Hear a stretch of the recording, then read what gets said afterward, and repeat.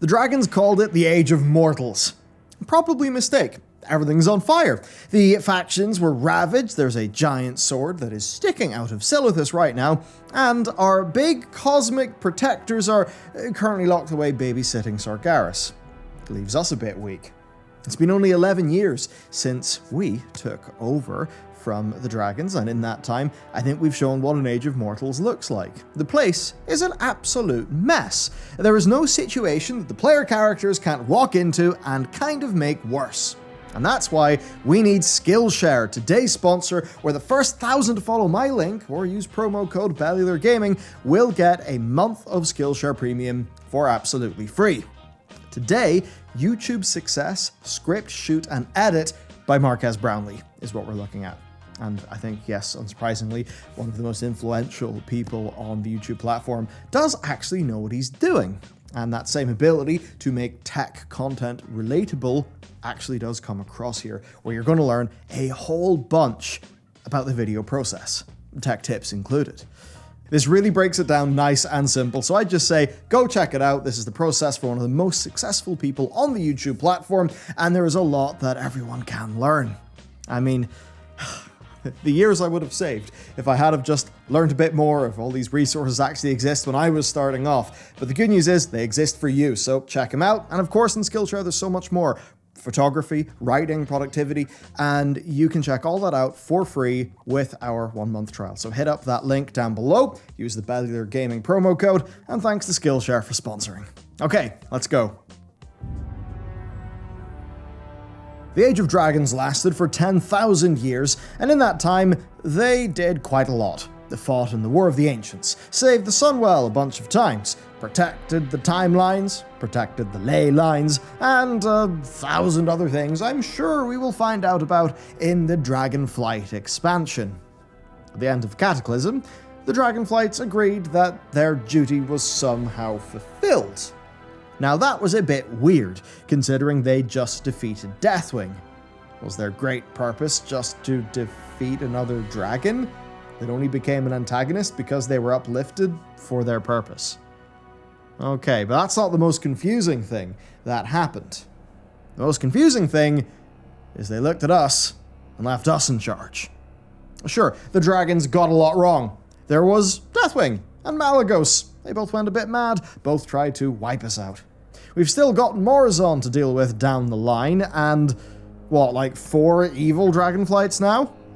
Then there's the Well of Eternity, Sundering, Orc Invasion, Third War. Quite a lot of things happened during the Age of Dragons.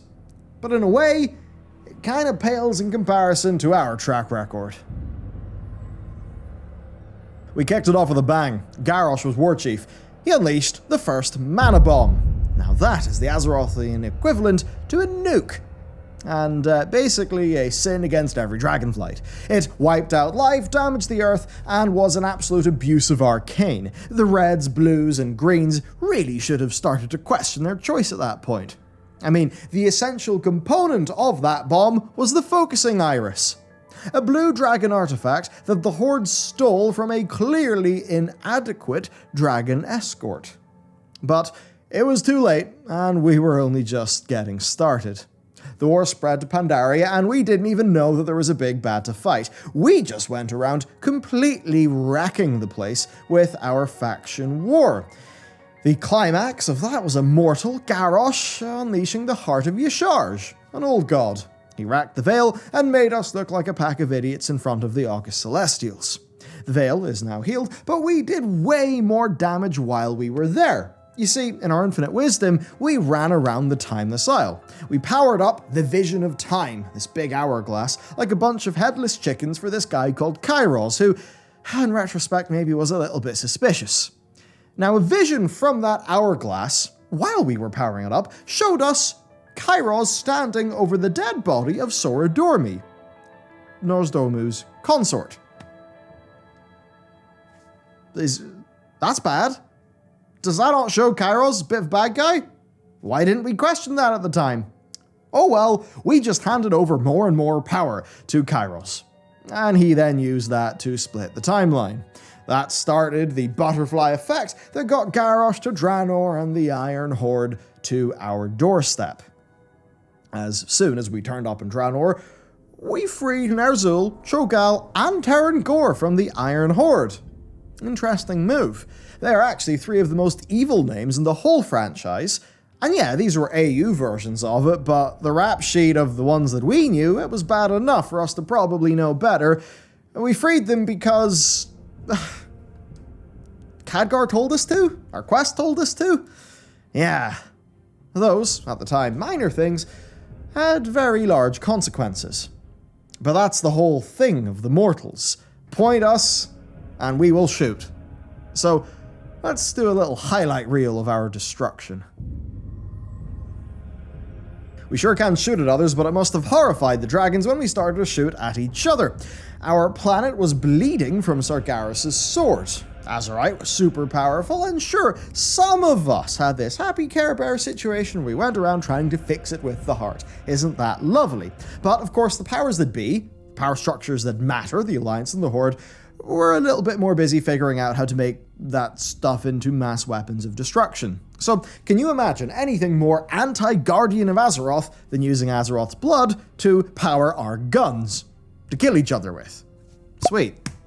The dragons had a lot to deal with at that time, and they sort of endorsed the whole Heart of Azeroth thing by empowering it. I kind of wonder what they thought, sitting there in the Chamber of the Heart with us. I don't know, maybe they thought it was time to get the band back together. But we could use, of course, our talent for good. The biggest test of the Age of Mortals was the Legion invasion. We knew that something was coming since the Burning Crusade, but we'd been so busy wrecking the place that nobody besides Rathian and Khadgar were really trying to prepare for it. And during Legion, we got a lot right. And we also kind of nearly killed the planet. We didn't have our hand on Sargeras' sword, but we were the guardians of the world, and we did kind of fail. The wounds stabilized, but Silithus is destroyed, and whatever's in store for the sword definitely can't be good for our planet. It's a pity none of us seem to be looking into that. And of course, even when we did win and kill Argus, turned out that actually had the humongous unintended consequences of, well, sending his soul straight to the Shadowlands so that the Arbiter could get taken out. Not necessarily our fault, but we're really getting into the whole weird realm of the Jailer's Gigabrain plan for cosmic domination and all the weird things that means. But of course, sometimes we're just really, really stupid. Denathrius seemed like a pretty cool guy, and he had this problem. There was a rebellion, and we could help him sort it out. And so we trapped the Accuser and got her banished to the Ember Ward. Now those rebels, of course, turned out to be the good guys, and we figured Denathrius out eventually. But he got a key part of his plan from us, the Medallion of Domination. Talk about being railroaded by the game into making a bad decision, because, of course, most of us had already seen Afterlives. We kind of all knew that Denathrius was a prick, and it was pretty clear at the start of the expansion. How many times has a cunning villain gotten us to do their bidding? In Legion, we fell right into Xavius' trap, and of course Ysera, the green aspect, was pretty much killed. There was also that time when the Horde started to help Sylvanas, which, of course, we now know means actually that they were helping the Jailer. In BFA, you could straight up be a Sylvanas loyalist. Not every mortal has to be a Guardian of Azeroth, but that was us quite literally helping Sylvanas destroy reality, I suppose. So that's an ultimate fail. Really, there's not been a bad guy that at least some of us haven't been desperate to help. How many people ran around gleefully with the Gift of N'Zoth on their head? Even when we were warned in his warped nightmares, we kind of still thought it would be a good idea to be his agent, and I know that some of you are still Team Void. Again, nobody in the setting really questioned any of this. Curious. If the dragons knew about the gift, what would they say? Because, of course, N'Zoth was pretty much enemy number 1 for the dragons. He corrupted Deathwing, which, per the logic of Cataclysm, kind of means that N'Zoth gave them their purpose? Oh man, that's weird lore. Then Ashara. The dragons told her the Well of Eternity would just be a big beacon to basically say, hey, evil people, come get us. We're very powerful, very juicy, delicious. She then doubled down and ended up summoning the Legion. Of course, then she ends up being Queen of the Naga, and we just could not help but get her the Blade of the Black Empire. Why do we do that? I think we're going to be dealing with the consequences of the Age of Mortals for a very, very long time yet. Still not over, though. So the Naga's big plan in BFA was to summon in a storm that would wipe all the land dwellers off Azeroth. What did we do in our infinite wisdom? Oh, we end up turning to Xal'atath of all people to sort it out. We made sure that she got her body, which is very nice of us, and then we got her all the relics the Naga were going to use, and of course she immediately sold us out to N'Zoth for her freedom. Then she opens a portal, she says, alright, cheers, see you later, and disappears into the cosmos. We didn't take care of so many things as Guardians. Xal'atath is almost certainly going to return, and I have a feeling she's probably going to want to kill us.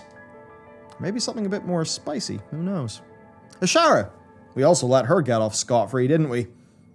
The source of nearly all of Azeroth's Legion-related grief. And in Ny'alotha, we just let her walk away. Just to illustrate how bad this is, she says she's done with intermediates. She's going to find the true throne of power. That means Void. Ashara literally disappeared into the cosmos to Void's true throne of power. Nothing is ever truly finished, even when we killed Xavius and finally ended the whole Emerald Nightmare thing, or so we thought. It turns out that in doing that, we actually just traipsed in and, left a little remnant of the Nightmare there, ready to just, of course, take another shot at Azeroth. Speaking of the future, we've been speculating for years that an invasion from the light was coming and that it's going to come from AU Draenor. Yrel was just a Draenei that we saved at the beginning of Warlords of Draenor. When the Mag'har came over, though, from AU Draenor, many years had passed on their world, and Yrel had basically radicalized the Draenei into a fanatical light army that was converting everybody by the sword. Or I suppose the hammer. But there's no way we could have predicted that. Who knows, though, maybe if we just didn't show Yrel that you could sort out all your problems by killing them, it would have turned out a little bit better. At the very least, maybe we should have checked up on them, but I suppose nobody bothered. Even just a single moment of due diligence for almost any of these problems would have went a very long way for the mortals. But no, even the wise Khadgar basically just forgets. You know, like when the jailer said that there's something to come. He said that in the sepulchre of the first ones, right in front of us. He's literally dying, turning back into a weird shriveled raisin robot. He's dying. He says, by the way, there's a very large problem coming, everybody. Very big problem. Bye. That's what the jailer does when he dies. Nobody followed up with that. Khadgar's there. We see him later. He's just like, all right, see ya. Nobody goes and asks the other Eternals, what's going on? What was he talking about? We don't ask the Enlightened about it? I guess we look at Fareem's notes and say, oh, look at that crazy motherfucker. Maybe we'll work that out later. The mortals are bloody morons. You'd really think that whatever the Chuckler talked about is something we need to prepare for, but no. You know, we really did mess up a lot more than I talked about in this video. And maybe this is an unfair video, maybe it's one we're just doing for the memes and the fun, but it really does bring home how, I suppose, hard being a Guardian of Azeroth is. You can't even trust the adventurer beside you isn't actually secretly working for N'Zoth, because guess what? The whole Gift of N'Zoth plotline still hasn't paid off. Yeah, what's going on there? So the dragons are coming back from their holiday. I mean, guys, like, dragons, I know you like, booked an 11-year resort holiday or something. You really didn't want to come and intervene, but they really should have done a little bit more. So them coming back probably has got something to do with the state of Azeroth at the minute. But we're going into an expansion of hope. This is not going to be the dragons as head honchos or us mortals as head honchos. It's going to be both of us trying to defend Azeroth from whatever nasty is lurking around the corner.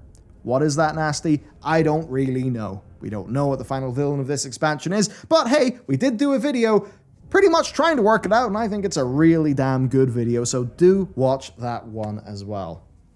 Overall then, the Mortals. Really, if you flip this video on its head, this is a video about some of Blizzard's storytelling style. I don't think they always do a great job of the protagonist characters, be that the cast of the game and also the role of the player character. They don't do a great job of dealing with things, of epiloguing things, of having big long conversations after things.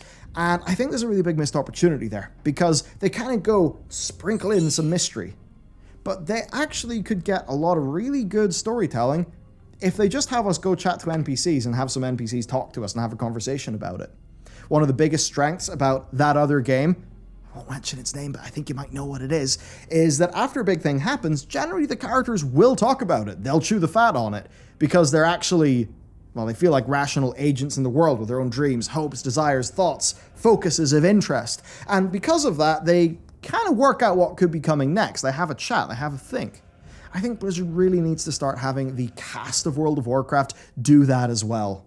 I think patch 9.2.5 should probably have a quick questline going around the other Eternals, trying to work out what's going on, having a chat about it, fleshing the world out.